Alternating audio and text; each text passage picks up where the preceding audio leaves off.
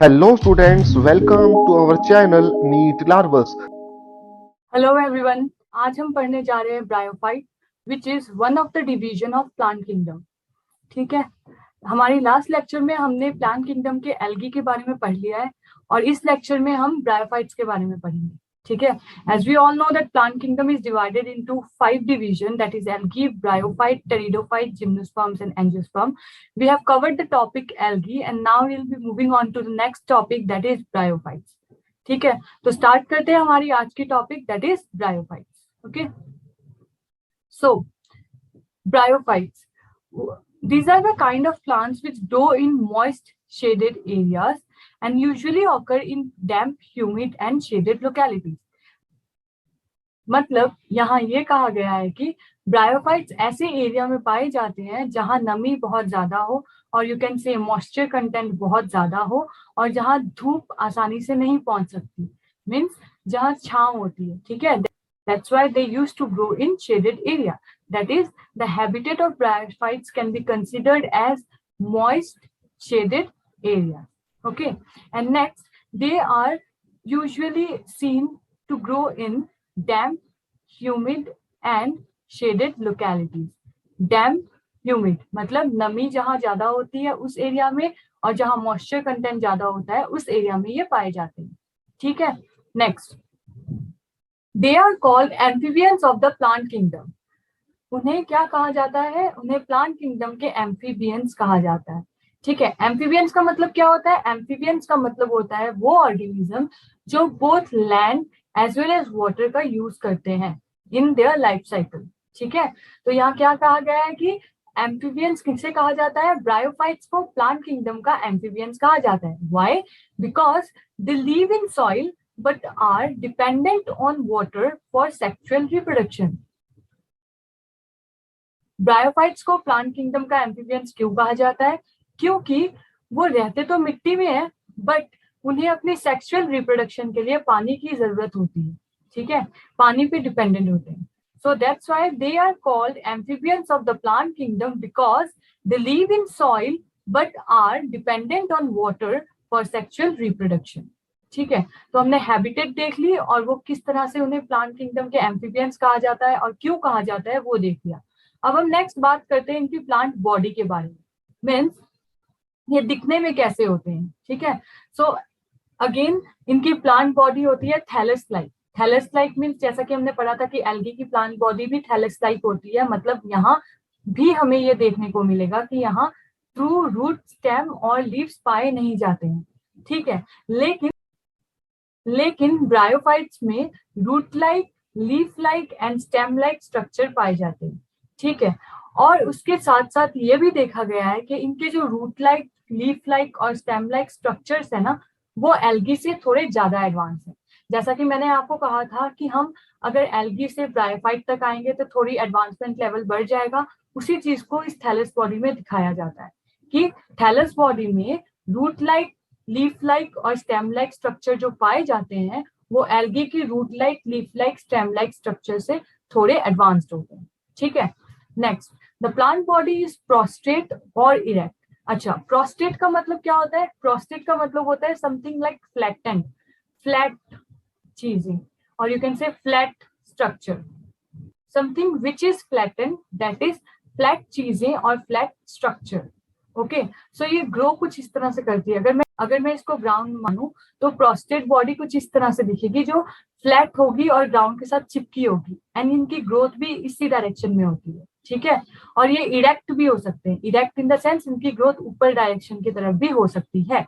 तो इनकी plant body कैसे होती है? इनकी प्लांट बॉडी प्रोस्टेट भी हो सकती है और इरेक्ट भी हो सकती है. ठीक है, next, they are attached to the substratum by unicellular or multicellular rhizoids. अच्छा, अब ये rhizoids क्या होती है? हमने ये देखा कि plant body of bryophyte is thallus like, that is it have root like, leaf like और stem like structures, right? तो ये जो रूट लाइक स्ट्रक्चर है ना, उनको ब्रायोफाइट में राइजोइड्स कहा जाता है. तो राइजोइड्स क्या होती हैं? These are root like structures which are present in bryophytes. ठीक है, तो ये जो राइजोइड्स होते हैं ना, ये किस तरह से होते हैं? ये यूनिसेलुलर हो सकते हैं. सपोज अगर मैं ये एक प्लांट बॉडी बना रही हूँ ब्रायोफाइट की, ठीक है, तो इससे देखा जाएगा कि यहाँ कुछ ऐसे रूट लाइक चीजें दिखती हैं, ठीक है। और ये चीजें जो होती हैं और ये स्ट्रक्चर्स जो होते हैं वो यूनिसेलुलर हो सकते हैं, means made up of one cell हो सकते हैं, या मल्टी सेलुलर हो सकते हैं, ठीक है। तो ये जो स्ट्रक्चर है, जो रूट लाइक स्ट्रक्चर जो हमें ब्रायोफाइट्स की प्लांट बॉडी में देखने को मिलता है, उसे कहा जाता है राइजोइड्स, ठीक है। क्या कहा जाता है? राइजोइड्स। और ये राइजोइड्स के द्वारा ही एक प्लांट बॉडी अपने आप को अटैच करती है सबस्ट्रेटम में। सबस्ट्रेटम मतलब वो चीज जिसके साथ वो चिपकी होती है या जिसके ऊपर वो रह रही होती है, ठीक है। मतलब ये प्लांट बॉडी अगर इस चीज के ऊपर रह रही है तो ये उसका सबस्ट्रेटम कहलाया जाएगा। और ये इसके साथ किस चीज के द्वारा अटैचमेंट में है? With the help of rhizoids. तो they are attach to the substratum by unicellular और मल्टीसेलुलर राइजोइड्स, ठीक है। हमने हैबिटेट देख ली और उसकी प्लांट बॉडी देख ली। तो आई होप आपको ये स्लाइड क्लियर होगी। तो हम अपनी नेक्स्ट स्लाइड पे मूव ऑन करते हैं। So the main plant body is haploid, that is gametophyte, which is photosynthesis, ठीक है। यहाँ क्या कहा गया है? यहाँ ये कहा गया है कि ब्रायोफाइट की जो प्लांट बॉडी होती है ना, वो हैप्लॉइड होती है। जैसा कि मैंने आपको पहले ही कहा था कि कोई भी plant body in case of botanical terms अगर हैप्लॉइड हो, कोई भी plant body in case of botanical terms और हैप्लॉइड हो, तो उन्हें क्या कहा जाता है? गैमेटोफाइट कहा जाता है। तो इसी तरह से क्योंकि ब्रायोफाइट की प्लांट बॉडी हैप्लॉइड है तो उसे गैमेटोफाइट कहा जाएगा। और इनके जो गैमेटोफाइट होते हैं वो फोटोसिंथेटिक होते हैं, because this is a plant body, so ultimately it will carry on photosynthesis. तो अगर फोटोसिंथेसिस कैरी करेगी तो फोटोसिंथेटिक होगी, राइट। तो क्या कहा गया है? The main plant body is haploid which is a gametophyte and it is photosynthetic in nature, ठीक है। तो हमने हैबिटेट देख लिया और प्लांट बॉडी देख लिया। अब हम बात करते हैं रिप्रोडक्शन इन ब्रायोफाइट्स। ब्रायोफाइट्स की रिप्रोडक्शन किस तरह से होती है, ठीक है। तो ब्रायोफाइट की रिप्रोडक्शन वेजिटेटिव हो सकती है, सेक्सुअल हो सकती है, या असेक्सुअल हो सकती है, ठीक है। तो वेजिटेटिव रिप्रोडक्शन यहाँ कैसे देखी जाती है? By fragmentation and budding. Fragmentation जैसे कि मैंने आपको बता दिया था कि एक बॉडी से छोटा सा फ्रेगमेंट एक टूट जाएगा, फिर उससे एक नई बॉडी होगी, वो। बडिंग मतलब एक बॉडी है, उसके ऊपर एक छोटा सा बड फॉर्म हुआ, मीन्स एक आउटग्रोथ फॉर्म हुई, और ये इसने जाके एक नई बॉडी को जन्म दे दिया, ठीक है। और ये at the end of the time ये इससे डिटैच हो जाएगी, तो दो बॉडीज बन जाएंगी, मीन्स एक पेरेंट बॉडी, एक जो नया ऑफस्प्रिंग बना है उसकी प्लांट बॉडी, ठीक है। तो वेजिटेटिव रिप्रोडक्शन कैसे होती है? By fragmentation and by budding, okay. Asexual reproduction in case of bryophytes देखी जाती है with the help of fragmentation of thalli और by the formation of specialised structure called gemmae और गैमा। सिंगुलर इसको gamma कहते हैं और गैमा कप भी कहा जाता है, ठीक है। तो क्या कहा गया है? असेक्सुअल रिप्रोडक्शन कैसे देखी जाती है? Fragmentation of थैलाई। थैलाई मतलब प्लांट बॉडी की फ्रेगमेंटेशन हो जाती है, उससे असेक्सुअल रिप्रोडक्शन होती है। या उसके अलावा कुछ स्पेशल स्ट्रक्चर बनते हैं जिन्हें हम गैमा कहते हैं या गैमा कप कहते हैं, उसके द्वारा असेक्सुअल रिप्रोडक्शन होती है, ठीक है। नेक्स्ट ये देखा गया है कि sexual reproduction in case of bryophytes takes place by multicellular sex organ। अच्छा, ब्रायोफाइट्स में हमें कुछ सेक्स ऑर्गन्स देखने को मिलते हैं, ठीक है। कुछ सेक्स ऑर्गन, ऐसे सेक्स ऑर्गन्स देखने को मिलते हैं जो डिफरेंशिएटेड होते हैं मेल सेक्स ऑर्गन में और फीमेल सेक्स ऑर्गन में, ठीक है। तो sexual reproduction takes place by male sex organ as well as female sex organ which are multicellular. एक सेल से ज्यादा सेल से बने होते हैं ये सेक्स ऑर्गन्स, ठीक है। क्या कहा गया है कि इन ब्रायोफाइट मेल सेक्स ऑर्गन को एंथेरिडियम कहा जाता है और ये एंथेरिडियम प्रोड्यूस करता है एंथेरोजोइट्स। और ये एंथेरोजोइट्स क्या होते हैं? These are biflagellated structure. Biflagellated मतलब टू, फ्लैजिलेटेड मतलब विच आर फ्लैजिला, और ये बाइफ्लैजिलेटेड है, इसका मतलब ये लोकोमोशन कर सकते हैं, राइट। तो फ्लैजिलेटेड, क्योंकि फ्लैजिलेटेड का मतलब ही होता है it's a kind of locomotory structure जो हमें मूवमेंट में हेल्प करता है, लाइक फ्लैजिला एंथेरोजोइट्स को मूवमेंट में हेल्प करता है। और दो फ्लैजिला है तो ऑब्वियसली इसलिए इनको बाइफ्लैजिलेटेड कहा जाता है, ठीक है। नेक्स्ट हमने ये देखेंगे कि फीमेल सेक्स ऑर्गन को कहते हैं आर्किगोनियम। और ये आर्किगोनियम क्या होता है? It's flux shaped produce a single egg. ये क्या प्रोड्यूस करते हैं? एग प्रोड्यूस करते हैं। ठीक है, तो हम फिर से एक बार देख लेते हैं। In bryophyte reproduction takes place by means of vegetative reproduction, asexual reproduction and sexual reproduction. Okay, तो वेजिटेटिव रिप्रोडक्शन कैसे होती है? बाय फ्रेगमेंटेशन और बडिंग से। फ्रेगमेंटेशन में क्या होता है? फ्रेगमेंटेशन में बॉडी का एक पार्ट टूट के गिर जाता है और फ्रेगमेंट हो जाता है, और उसी बॉडी पार्ट से एक नए प्लांट का प्रोडक्शन होता है। ठीक है, और बडिंग में क्या देखा जाता है? बडिंग में ये देखा जाता है कि प्लांट बॉडी से एक छोटी सी आउटग्रोथ निकलती है जो आगे चल के एक नए प्लांट को प्रोड्यूस करती है। ठीक है, असेक्सुअल रिप्रोडक्शन भी फ्रेगमेंटेशन ऑफ थैलाई से होता है, प्लांट बॉडी के फ्रेगमेंटेशन से होता है, या by the formation of specialised structure called gemma और गैमा कप। ठीक है, और स्पेशल स्ट्रक्चर फॉर्म होते हैं प्लांट बॉडी में जो असेक्सुअल रिप्रोडक्शन में हेल्प करते हैं। और sexual reproduction multicellular sex organ से होती है। मेल सेक्स ऑर्गन को एंथ्रीडियम कहा जाता है जो एंथेरोजॉइट्स प्रोड्यूस करते हैं which are biflagellated, and female sex organ को आर्किगोनियम कहा जाता है जो फ्लक्स शेपेड होते हैं और सिंगल एग प्रोड्यूस करते हैं। ठीक है, तो यहाँ तक तो हमारी हैबिटेट, प्लांट बॉडी और रिप्रोडक्शन खत्म हुई। और किसकी रिप्रोडक्शन के बारे में बात कर रहे थे? हम ब्रायोफाइट्स की रिप्रोडक्शन के बारे में बात कर रहे हैं। ठीक है, तो नेक्स्ट हम इन चीजों को थोड़ी डिटेल्स में देख लेते हैं, राइट। तो ये देखते हैं यहाँ क्या लिखा गया है। देखो, यहाँ कहा गया है कि एंथ्रीडियम क्या है? एंथ्रीडियम मेल सेक्स ऑर्गन है, और आर्किगोनियम क्या है? आर्किगोनियम फीमेल सेक्स ऑर्गन है। एंथ्रीडियम ने क्या प्रोड्यूस किया? एंथ्रोजॉइट्स प्रोड्यूस किए which are haploid in nature, और आर्किगोनियम ने क्या प्रोड्यूस किया? उन्होंने एग प्रोड्यूस किए which are haploid in nature. अब ये एंथ्रोजॉइट्स और एग जो है एक दूसरे के साथ फ्यूज करेंगे, और you can say there will be fusion of antherozoids and egg. ठीक है, तो एंथ्रोजॉइट्स और एग जब फ्यूज होगा तो एक जाइगोट बनेगा which will be a diploid structure. After the fusion of antherozoids which are male gametes and egg which is a female gamete, a new diploid structure is formed which is called zygote। और एंथ्रोजॉइट्स और egg के fusion से जो structure बनेगा उसको zygote कहेंगे, और उसके नंबर होंगे डिप्लॉइड। ठीक है, क्रोमोसोम नंबर होंगे डिप्लॉइड। नाउ एक चीज यहाँ लिखी गई है, इस चीज को हम बाद में देखेंगे। पहले हमने ये देख लिया कि एंथ्रेडियम मेल सेक्स ऑर्गन है, आर्किगोनियम फीमेल सेक्स ऑर्गन है। एंथ्रेडियम से एंथ्रोजॉइट्स बना, आर्किगोनियम से एग बना, इन दोनों ने फ्यूज किया और जाइगोट बना लिया। ठीक है, अब antherozoids are released into water and come in contact with archegonium. जैसा कि हमने कहा था हमारे हैबिटेट वाली स्लाइड में, हमने ये देखा था कि इन्हें एम्फीबियंस कहा जाता है।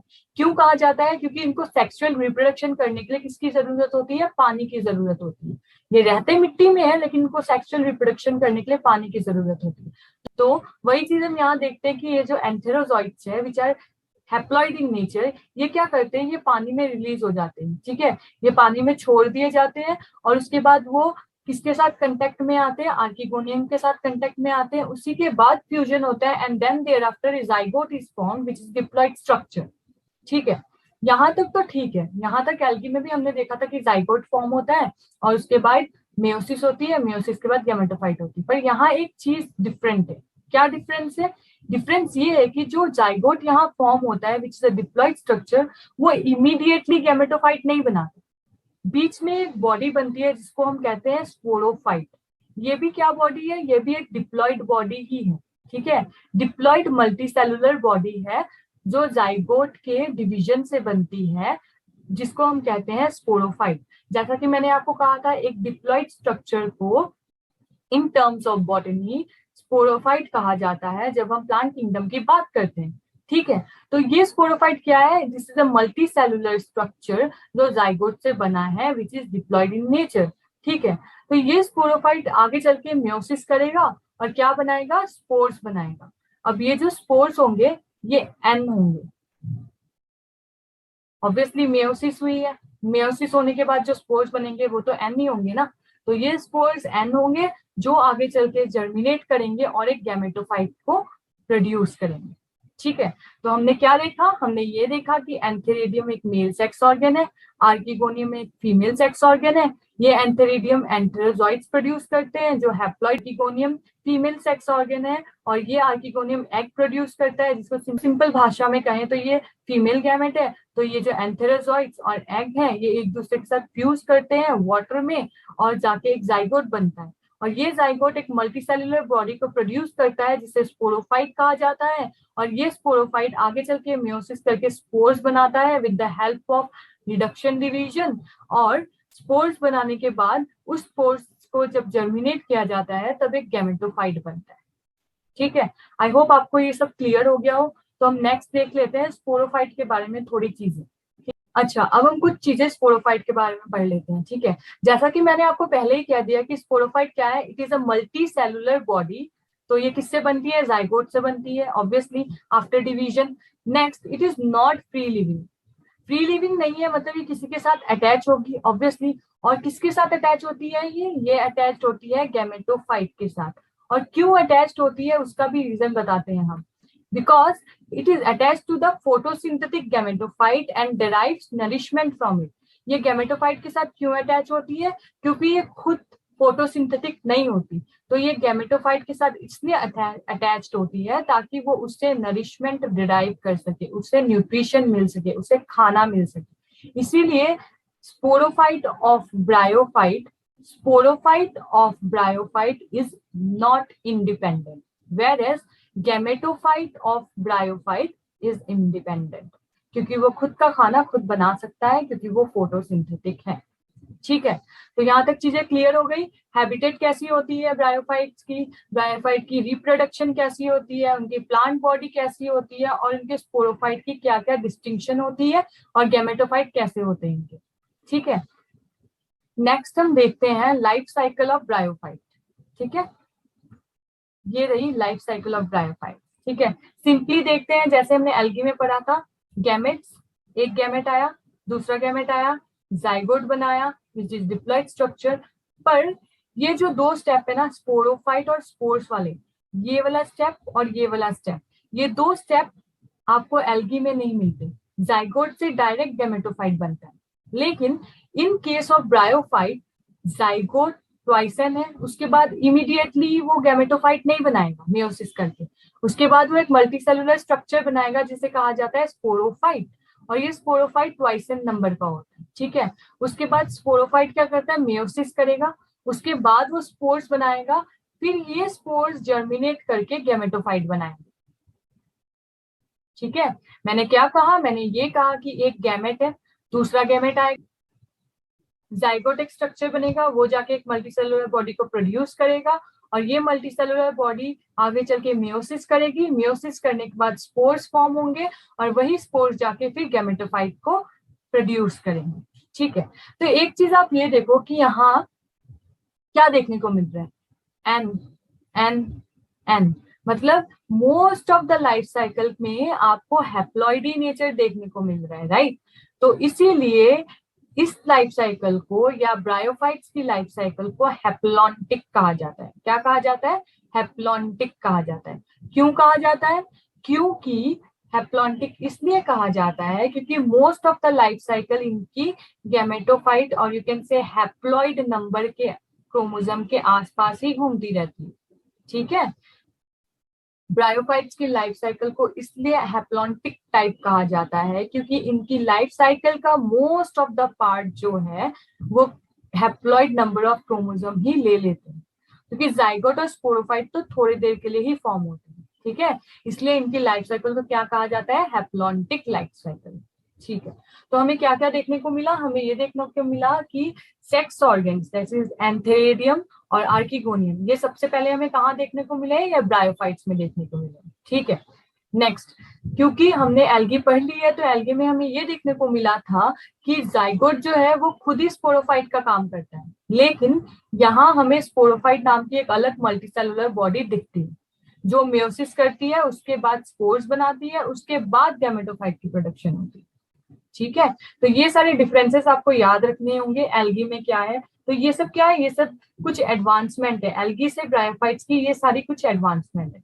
तो अब हमने ब्रायोफाइट्स के बारे में तो पढ़ लिया, अब हम देखते हैं कि इनकी क्लासेस क्या क्या है और यू कैन से इनके डिविजन्स क्या क्या है। तो ब्रायोफाइट्स को दो तरह से डिवाइड किया गया है, एक को कहा जाता है लीवरवर्ट्स और एक को कहा जाता है मॉसेस। अब हम इनके बारे में थोड़ी डिटेल स्टडी करेंगे। ब्रायोफाइट्स के बारे में हमने पढ़ लिया, ब्रायोफाइट्स के अंदर ये सारे आ जाते हैं। लेकिन अब इन दोनों के बारे में, इन दो क्लासेस और यू कैन से इन दो डिविजन्स के बारे में हम अब पढ़ाई करेंगे, ठीक है।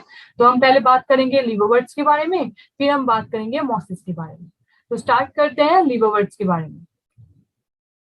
लिवर्वर्ट्स क्या है? They grow usually in moist shady habitat. जैसा कि मैंने आपको पहले ही बता दिया कि ब्रायोफाइट है तो ऑब्वियसली वो नमी वाले एरिया में ही होंगे। So bank of stream, marshy ground, damp soil, bark of trees and deep in the woods. तो ये कहाँ कहाँ पाए जाते हैं? स्ट्रीम्स के किनारे, लाइक यू कैन से नदी के किनारे या किसी भी झील के किनारे। मार्शी ग्राउंड जहाँ पे नमी बहुत ज्यादा होती है, डैम्प सॉइल सेम जहाँ नमी ज्यादा होती है, और बार्क ऑफ ट्री, ट्री की बार्क्स में पाए जाते हैं, और deep in the wood, deep in the wood मतलब जंगल के बीचों बीच, या यू कैन से ऐसे एरिया जहाँ बहुत ज्यादा नमी पाई जाती है, जहाँ धूप नहीं पहुंच सकती, उन सारे एरिया में लिवर्वर्ट्स पाए जाते हैं, ठीक है। क्योंकि ये ब्रायोफाइट है तो इनकी प्लांट बॉडी भी थैलॉइड होगी, मीन्स थैलस लाइक होगी। एक एग्जांपल लिवर्वर्ट्स का जो आपकी बुक में दिया गया है वो मार्केंसिया है, और उसके बारे में हम थोड़ी स्टडी करेंगे अब, ठीक है। In Marchantia the thallus is dorsiventral and closely appressed to the substrate. Okay, क्या कहा गया है कि thallus of Marchantia is dorsiventral. Dorsiventral का मतलब क्या होता है? अब डॉर्सी वेंट्रल का मतलब, पहले अब डॉर्सल और वेंट्रल क्या होता है वो देख लेते हैं, ठीक है। सपोज ये एक प्लांट बॉडी है ब्रायोफाइट की, ठीक है। तो ये वाला जो नीचे वाला पार्ट होगा ना, जो उल्टा वाला पार्ट है जो हमें दिख नहीं रहा है, वो पार्ट होता है वेंट्रल पार्ट, और यू कैन से द बेली पार्ट को वेंट्रल पार्ट कहा जाता है, और ये जो ऊपर वाला पार्ट है इसको कहा जाता है डॉर्सल पार्ट। ये कहा गया है कि मार्केंसिया में the thallus is dorsiventral, मतलब हम ये देख सकते हैं कि हम ये डिफरेंशिएट कर सकते हैं कि डॉर्सल पार्ट कौन सा है और वेंट्रल पार्ट कौन सा है, मतलब ऊपरी पार्ट कौन सा है और नीचे नीचे वाला पार्ट कौन सा है। और वो हम कैसे डिफरेंशिएट कर सकते हैं? क्योंकि मार्केंशिया में क्या होता है ना कि ये जो डॉर्सल पार्ट है ना उसमें कुछ रिब लाइक स्ट्रक्चर होता है। रिब पता है ना, पत्तों के बीच में जो डंडी होती है, जो मिड रिब होती है जिससे बहुत सारे नेटवर्क्स ऑफ वेन्स निकलते हैं, उसे रिब कहा जाता है, राइट। तो उस तरह की कुछ चीजें यहाँ डॉर्सल पार्ट में दिखाई देती हैं, वेरस वैसी चीजें वेंट्रल पार्ट में दिखाई नहीं देती। तो हम ये पता लगा सकते हैं कि वो पार्ट डॉर्सल है मार्केंसिया का, और जिस पार्ट में ये दिखाई नहीं दे रही वो पार्ट वेंट्रल है। उसके अलावा और एक चीज होती है, वेंट्रल पार्ट में राइजोइड्स दिखाई देती है। तो आप तो ये देख के पता लगा ही लोगे कि राइजोइड्स है मतलब वो वेंट्रल पार्ट है, और जो रिब्स है वो डॉर्सल पार्ट है, ठीक है। तो क्या कहा गया है, इसीलिए हम इसको डिफरेंशिएट कर सकते हैं कि डॉर्सल पार्ट कौन सा है, वेंट्रल पार्ट कौन सा है। That's why the thallus is dorsiventral. उसके अलावा और एक चीज दी गई है कि and it is closely appressed to the substrate. अच्छा, क्लोजली अप्रेस्ड का मतलब क्या होता है? क्लोजली अप्रेस्ड का मतलब ये होता है कि ये पूरी फ्लैट तरीके से सरफेस के साथ लगा होता है, ठीक है।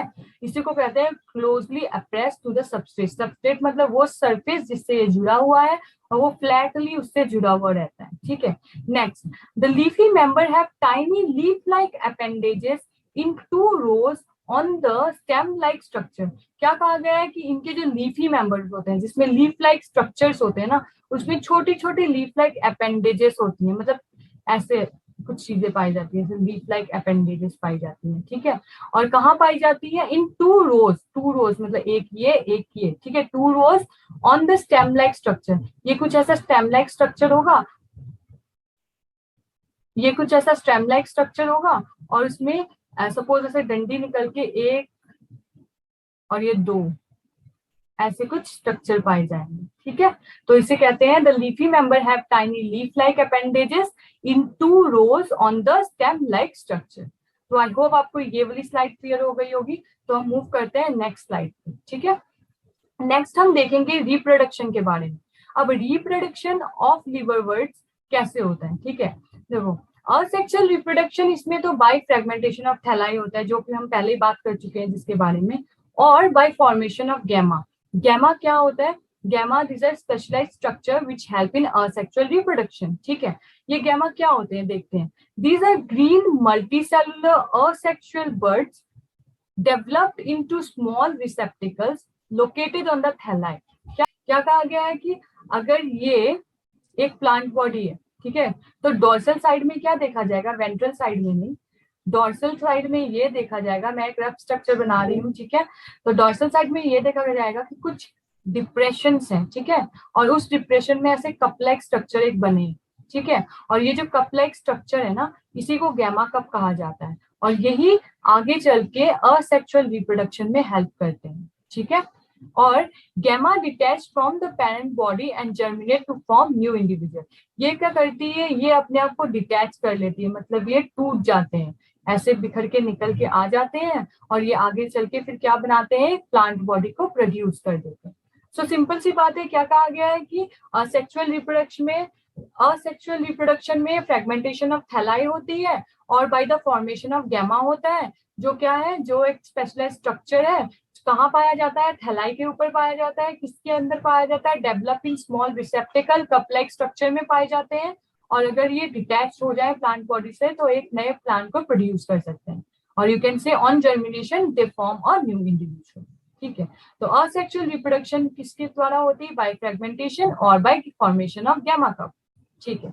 नेक्स्ट हम देखेंगे sexual reproduction in liverworts, okay. अब लिवरवर्ट्स की सेक्सुअल रिप्रोडक्शन जो होती है वो सेम होती है ब्रायोफाइट्स की तरह की, एक एंथेरोजोइट्स होगा और एक आएगा आपका आर्किगोनियम, आर्किगोनियम से एग बनेगा, एंड एंथेरेडियम से आपके बनेंगे एंथेरोजोइट्स, एंथेरोजोइट और एग एक दूसरे के साथ फ्यूज करेंगे, फ्यूज करने के बाद एक जाइगोट बनेगा, ठीक है। और ये जैसे हमने पढ़ा था कि एक मेल सेक्स ऑर्गन होगा, एक फीमेल सेक्स ऑर्गन होगा, मेल सेक्स ऑर्गन से क्या बनेंगे, मेन सेक्स ऑर्गन से बनेंगे आपके एंथ्रेजॉइड्स, फीमेल सेक्स ऑर्गन से बनेगा एग, फिर उन दोनों को फ्यूज करके एक जाइगोट बनेगा, जाइगोट बन के एक स्पोरोफाइट बनेगा, स्पोरोफाइट बन के स्पोर्स होंगे, स्पोर्स बन के एक गैमेटोफाइट बनेगा जो आगे चल के फिर गैमेट्स बनाएगा, ठीक है। तो वो सेक्सुअल रिप्रोडक्शन इन लिवरवर्ट्स कैसे देखी जाती है, by sex organs produced either on the same or on different thalli. मतलब ये जो सेक्स ऑर्गन्स होंगे ना, मतलब मेल सेक्स ऑर्गन एक थैलाई में प्रोड्यूस हो सकता है, मींस एक plant body direct mail sex organ produce कर सकती है, दूसरी plant body direct female sex organ produce कर सकती है, या कभी कभी ऐसा भी देखा जाता है कि एक ही प्लांट बॉडी में दोनों तरह के सेक्स ऑर्गन पाए जा रहे हैं, मींस एक ही प्लांट बॉडी मेल और फीमेल दोनों सेक्स ऑर्गन प्रोड्यूस कर रही है। In case of liverworts, the sporophyte is differentiated into a foot, seta and capsule. Sporophyte तीन तरह से डिफरेंशिएट होता है, फुट, सीटा एंड कैप्सूल में, ठीक है। और in capsule spores are produced after meiosis which germinate to form free living gametophyte. अच्छा, हमने क्या देखा था, हमने ये देखा था कि एक स्पोरोफाइट जो है वो आगे चल के मियोसिस करेगा, और मियोसिस करने के बाद स्पोर्स बनेंगे, और स्पोर्स जाके एक गैमेटोफाइट बनाएंगे, ठीक है। तो इसमें क्या देखा गया है कि स्पोरोफाइट जो है वो तीन तरह से डिवाइडेड है, एक है आपका फुट, एक है सीटा और एक है कैप्सूल। अब ये जो कैप्सूल है ना, इसी कैप्सूल में आपको मियोसिस होके स्पोर्स मिलेंगे, ठीक है, और यही कैप्सूल से जो स्पोर्स बनेंगे वो आगे चल के गैमेटोफाइट बनाएंगे, वही इस लाइन में लिखा हुआ है। In capsule spores are produced after meiosis which germinate to form free living gametophyte. Free living क्यों, क्योंकि ये अपने आप फोटोसिंथेसिस कर सकता है, इसको स्पोरोफाइट के ऊपर डिपेंडेंट रहने की कोई जरूरत नहीं, ठीक है। हालांकि स्पोरोफाइट इसके ऊपर डिपेंडेंट रहेगा, पर ये स्पोरोफाइट के ऊपर डिपेंडेंट नहीं रहेगा। तो अल्टीमेटली हमारी ये सारी पॉइंट्स जो थी इस स्लाइड में वो क्लियर हो गई है कि सेक्सुअल रिप्रोडक्शन लिवरवर्ट्स में कैसे होती है, बाय सेक्स ऑर्गन प्रोडक्शन से होती है, और the sporophyte is differentiated into foot, seta and capsule, and in capsule spores are produce, मतलब कैप्सूल में आफ्टर मियोसिस स्पोर्स प्रोड्यूस होते हैं जो जर्मिनेट करके गैमेटोफाइट को प्रोड्यूस करते हैं, ठीक है। उसके बाद हम देखते हैं कि कुछ डायग्राम जो हमें हेल्प करेंगे लिवरवर्ट्स को अच्छी तरह से समझने में, ठीक है। तो ये देखो, ये क्या कहा गया है, ये एक मार्केंसिया का फीमेल थैलस है और मार्केंसिया का यही एक मेल थैलस है, क्योंकि हमने कहा था कि जो फीमेल सेक्स ऑर्गन होते हैं उसे क्या कहते हैं, आर्किगोनियोफोर, और यू कैन से आर्किगोनियम। वहीं एक मेल सेक्स ऑर्गन को क्या कहते हैं, एंथेरेडियोफोर और एंथेरिडियम, ठीक है। और ये आगे चल के क्या बनाएगा, ये एंथेरोजॉइड्स बनाएंगे और ये आगे चल के एग्स बनाएंगे। अब उसके बाद हमने बात की थी राइजोइड्स के बारे में, ये रहे राइजोइड्स, ठीक है, ये रहे राइजोइड्स और ये रहे राइजोइड। उसके अलावा हमने बात की थी मिड रिब के बारे में, ये रही mid rib, rib like structure होता है जिससे हम डिफरेंशिएट कर सकते हैं, ठीक है। उसके अलावा हमने गैमा कप की बात की थी, तो ये रहे कप लाइक स्ट्रक्चर जो प्रेजेंट होते हैं हमारे प्लांट बॉडी के थैलस में, ठीक है। ब्रायोफाइट की प्लांट बॉडी के थैलस में जो कप लाइक स्ट्रक्चर होते हैं वो ये रहे, और उन्हें क्या कहा जाता है, गैमा कप्स कहा जाता है या गैमी कहा जाता है, ठीक है। नेक्स्ट हम बात करेंगे मॉसेस के बारे में। तो यहाँ तक हमारी लिवरवर्ट्स की कहानी हुई खत्म। हमने पढ़ लिया कि लिवरवर्ट्स क्या है, लिवरवर्ट्स कैसे रिप्रोड्यूस करते हैं, उनकी सेक्सुअल रिप्रोडक्शन, असेक्सुअल रिप्रोडक्शन कैसे होती है, और कुछ डायग्राम्स भी देख लिए। तो अब हम बात करते हैं मॉसेस के बारे में। तो मॉसेस क्या है, इनकी हैबिटेट और इनकी प्लांट बॉडी सेम होती है ब्रायोफाइट के साथ, क्योंकि ऑब्वियसली ये है डिवीजन ऑफ ब्रायोफाइट है, तो वो इसीलिए तो वो ब्रायोफाइट के अंदर पाए जाते हैं ना, क्योंकि इनकी प्लांट बॉडी और इनकी हैबिटेट सेम होती है। Stage in mosses is the gametophyte. अच्छा, प्रीडोमिनेंट स्टेज, क्योंकि मैंने आपको पहले ही बता दिया कि लाइफ साइकिल ऑफ ब्रायोफाइट में गेमेटोफाइट स्टेज जो है, और यू कैन से द हैप्लॉइड स्टेज जो है वो मेन होती है। तो इसीलिए इनकी प्रीडोमिनेंट स्टेज क्या होती है, इनकी प्रीडोमिनेंट स्टेज होती है गेमेटोफाइट, ठीक है। और इस गेमेटोफाइट को दो तरह से डिवाइड किया गया, और यू कैन से इस गेमेटोफाइट के दो स्टेजेस होते हैं। जो पहला स्टेज होता है उसे कहा जाता है प्रोटोनिमा स्टेज, और जो दूसरा स्टेज पाया जाता है उसे कहा जाता है leafy stage. In mosses, the gametophyte stage is divided into two stages, that is protonema stage and leafy stage. ठीक है, तो ये जो प्रोटोनिमा स्टेज होता है ये क्या होता है, सबसे पहले जब स्पोर से गैमेटोफाइट बनता है ना, तो ये वाली स्टेज देखी जाती है, that is called protonema stage. So it develops directly from a spore. हमने देखा था कि स्पोरोफाइट से मियोसिस हुई, मियोसिस होकर स्पोर्स बने, स्पोर्स बन के गैमेटोफाइट बने। तो ये जो स्पोर्स से डायरेक्टली गैमेटोफाइट बनता है ना, तो सबसे पहले जो स्टेज देखने को मिलती है वो है प्रोटोनिमा स्टेज, ठीक है। और ये स्टेज किस तरह की होती है, it is creeping green branched and frequently filamentous stage. क्या होते हैं क्रीपिंग, जैसे क्रीपर्स होते हैं ना कि मिट्टी में रेंगते रहते हैं, जैसे सपोज अगर ये मिट्टी है तो ये इस तरफ ग्रोथ करेंगे, ऊपर की तरफ ग्रोथ नहीं करेंगे, उन्हीं उसी तरह देखा जाता है कि प्रोटोनिमा स्टेज भी कुछ इस तरह से होती है। और ये ब्रांच, इसमें ब्रांचिंग भी देखी जाती है, और ये ग्रीन कलर की होती है। ऑब्वियसली ये गैमेटोफाइट है तो फोटोसिंथेसिस करेगा तो ग्रीन कलर का होगा ही। एंड फ्रीक्वेंटली फिलामेंटस, और कभी कभी इसे फिलामेंट लाइक स्ट्रक्चर, मतलब ऐसे ट्यूब लाइक स्ट्रक्चर भी इसमें देखे जाते हैं, ठीक है। Next another stage is the leafy stage, जो हमें मिलती है प्रोटोनिमा स्टेज से, ठीक है। तो ये जो लीफी स्टेज है जो हमें प्रोटोनिमा स्टेज से मिलती है वो डायरेक्टली नहीं मिल जाती। पहले गैमेटोफाइट से एक प्रोटोनिमा स्टेज बनती है, फिर उसके बाद एक सेकेंडरी स्टेज बनती है, फिर उस सेकेंडरी प्रोटोनिमा से एक बड निकल के आती है। सपोज अगर ये सेकेंडरी प्रोटोनिमा है तो इससे एक ऐसे बड करके निकल के आएगी, और इस बड से ही जाके लीफी स्टेज बनेगी, ठीक है। ऐसे याद रखना, बस मैं ऐसे रफ डायग्राम बना के आपको दिखा रही हूँ कि अगर ये प्रोटोनिमा है तो ये साइड से लेटरल बड, साइड से एक बड निकलेगी, बडिंग होगी, मतलब लाइक एक आउटग्रोथ होगी, और उसी आउटग्रोथ से एक लीफी स्टेज निकलेगी, ठीक है। Next consist of upright slender axis bearing spirally arranged leaves. मतलब इनमें क्या देखा जाता है, इनमें एक अपराइट, अपराइट का मतलब एक सीधी एक्सिस देखी जाती है, और स्लेंडर होती है, स्लेंडर मतलब थिन होती है, और इसमें अरेंज्ड होते हैं, लीव्स होते हैं अरेंज। कैसे अरेंज होते हैं, स्पाइरली, मतलब ऐसे करके आएंगे, फिर घूम के, फिर ऐसे आएंगे, फिर ऐसे आएंगे, फिर ऐसे आएंगे, ठीक है।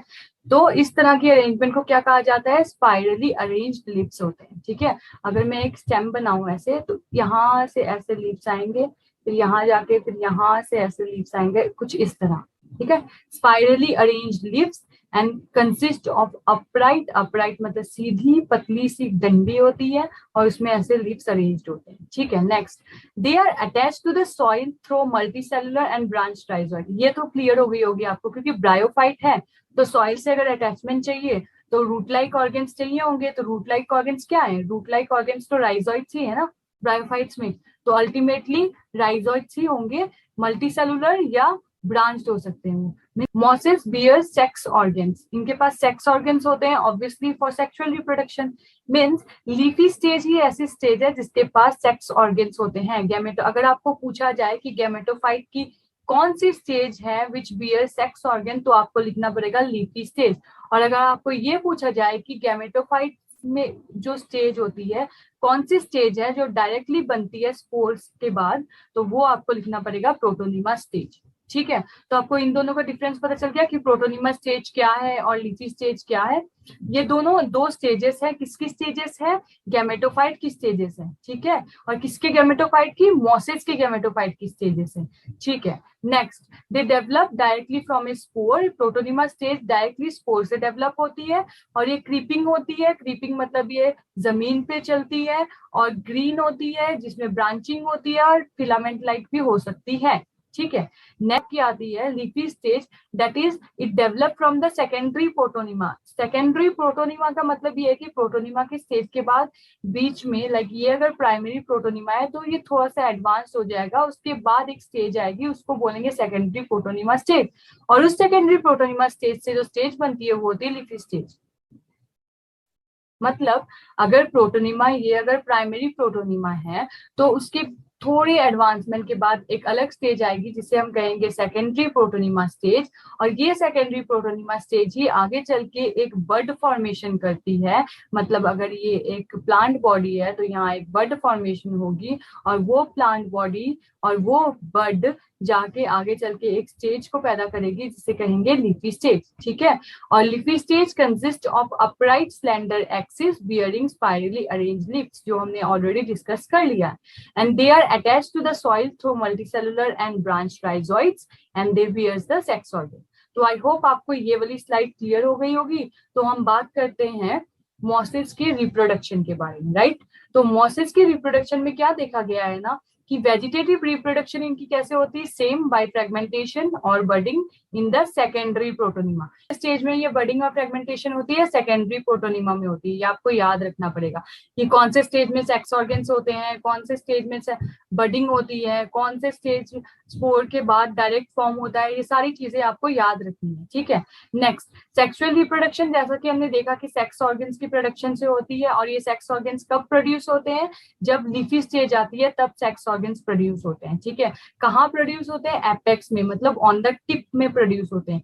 किसके टिप में प्रोड्यूस होते हैं, लीफी शूट्स के। शूट मतलब स्टेम लाइक स्ट्रक्चर जो होती है वहां प्रोड्यूस होते हैं। ठीक है, उसके बाद क्या होता है, सेक्स ऑर्गन से प्रोड्यूस हो गए तो ऑब्वियसली वहां गैमेट्स बनेंगे। गैमेट्स आएंगे, एक डिप्लॉइड जाइगोट बनाएंगे, जाइगोट बना के फर्टिलाइजेशन होगी, राइट। तो फर्टिलाइजेशन होने के बाद जो जाइगोट फॉर्म होगा वो किसमें कन्वर्ट होगा, वो स्पोरोफाइट में कन्वर्ट होगा, which is a multicellular body. और ये स्पोरोफाइट क्या कंसिस्ट करता है, फुट, सीटा एंड कैप्सूल नाम के 3 स्ट्रक्चर बियर करता है। और क्या कहा गया है, इस कैप्सूल में क्या होता है, इस कैप्सूल में स्पोर्स प्रोड्यूस होते हैं मेयोसिस के बाद, जो जर्मिनेशन के बाद फ्री लिविंग गैमेटोफाइट्स को पैदा करते हैं। क्या कहा गया है, in sexual reproduction after fertilization the zygote develops into a sporophyte consisting of foot, seta and capsule। Zygote किसमें डेवलप होता है, स्पोरोफाइट में डेवलप होता है और ये स्पोरोफाइट आगे चल के क्या बनाती है, फुट, सीटा और कैप्सूल नाम के 3 स्ट्रक्चर्स में डिवाइड हो जाती है और यू कैन से डिफरेंशिएट हो जाती है। ठीक है, नेक्स्ट, ये जो कैप्सूल्स होते हैं, in capsule spores are produce, capsules में ही स्पोर्स प्रोड्यूस होते हैं by the process of meiosis. और जो जर्मिनेट करते हैं, मतलब आगे चल के वो क्या करते हैं, फ्री लिविंग गैमेटोफाइट्स बनाते हैं। फ्री लिविंग क्यों, क्योंकि वो इंडिपेंडेंट होते हैं, वो अपने आप फोटोसिंथेसिस कर सकते हैं। ठीक है, नेक्स्ट, कुछ एग्जांपल्स तो आपकी एनसीईआरटी बुक में दिए गए हैं मॉसेस के, वो है फ्यूनेरिया, पॉलीट्राइकम और पॉलीट्रिकम एंड स्फेग्नम। तो ये 3 एग्जांपल्स आपको याद होने चाहिए।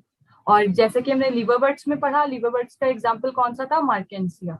और गैमा कप्स कहाँ पाए जाते हैं, गैमा कप्स मार्केंसिया में पाए जाते हैं। लीफी स्टेज कहाँ पाया जाता है, प्रोटोनिमा स्टेज कहाँ पाया जाता है, गैमेटोफाइट ऑफ मोसिस में पाया जाता है। ये सारी चीजें आपको ध्यान रखनी है जब आप पढ़ाई कर रहे हो। ठीक है, ये सारी बहुत इंपॉर्टेंट टॉपिक्स हैं। ठीक है, अब हम बात करते हैं कुछ डायग्राम्स के बारे में, जो और यू कैन से कुछ मॉसेस के बारे में। ठीक है, जैसा कि मैंने आपको कहा कि स्पोरोफाइट जो होता है, ये फ्यूनेरिया का डायग्राम है। स्पोरोफाइट जो होता है इसका क्या होता है, divided into foot, seta and capsule.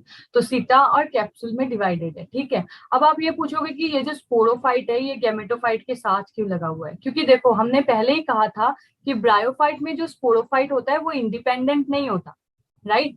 ये डिपेंड करता है गैमेटोफाइट में फॉर इट्स न्यूट्रिशन। तो ये है लीफ लाइक स्ट्रक्चर उसके, और ये है रूट लाइक स्ट्रक्चर। अब फोटोसिंथेसिस तो इस लीफ लाइक स्ट्रक्चर में होगी ना, तो ये पार्ट हो गया आपका गैमेटोफाइट और ये पार्ट ऊपर वाला पार्ट हो गया आपका स्पोरोफाइट। तो इसीलिए क्या है ना कि ये स्पोरोफाइट गैमेटोफाइट पे डिपेंडेंट रहता है कि आप मुझे खाना बना के दो, तभी मैं नरिशमेंट प्रोवाइड करूंगा अपने आप को, और उसके बाद ही मैं स्पोर्स बना के दूंगा, फिर नए प्लांट्स को प्रोडक्शन करूंगा। ठीक है, और स्पोर्स कहाँ बनते हैं? यहाँ बनते हैं स्पोर्स। ये कैप्सूल है, यहाँ स्पोर्स बनाए जाते हैं विद द हेल्प ऑफ, और यू कैन से bye the process of meiosis. ठीक है, ये हमने देख लिया फ्यूनेरिया का डायग्राम। राइजोइड्स क्या है ये क्लियर हो गया। मेन एक्सिस मतलब जो मेन ब्रांच होगी वो होगी, और ये सिटा, ये capsule, these are parts of sporophyte, these are parts of gametophyte.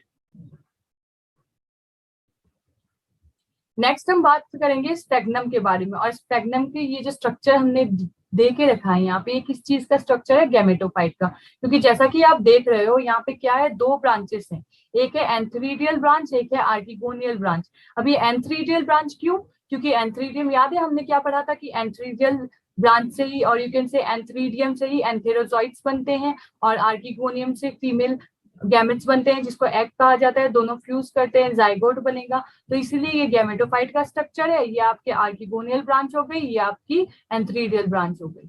ठीक है,